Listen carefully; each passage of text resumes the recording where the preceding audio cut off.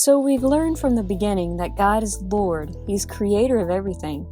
He's also eternal, everywhere, all-knowing, all-powerful, and holy and righteous.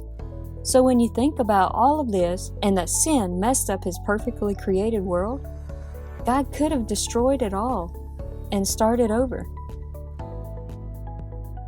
But He didn't. He loved His creation and He wanted to restore it.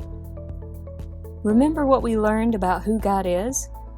So because of God's goodness and mercy, He had a plan not to destroy, but to restore. Now this is a very big point for the Bible's one big story.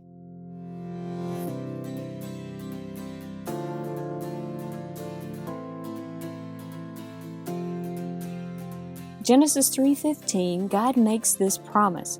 It's a prophecy, a telling of the future. He says, "You will strike his heel, but he will strike your head." So this is like a little mini story of what will happen when Jesus comes.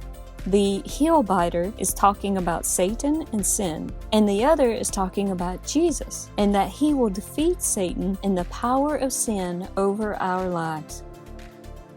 So we get this picture of sin's curse versus God's blessings. Sin came into the world only to bring death and destruction.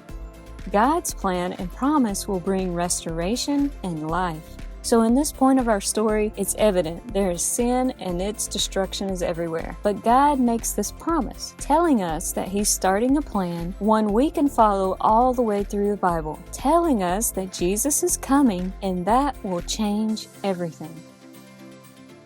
This promise tells us that there is hope because there is restoration. There is more to come.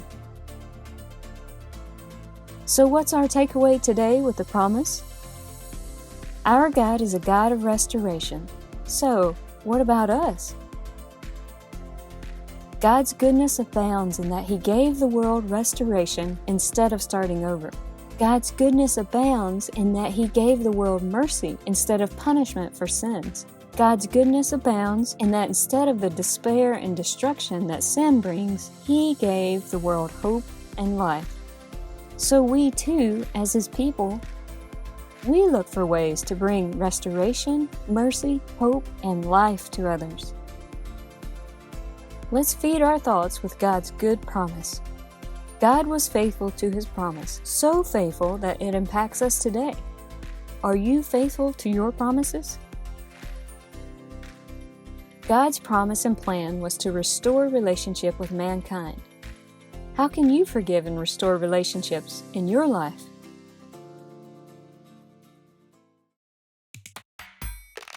In the story step of the promise, we saw that sin's curse would bring death and destruction, but God's blessings are to bring life and restoration. God made a promise and a plan of action to defeat sin in our lives.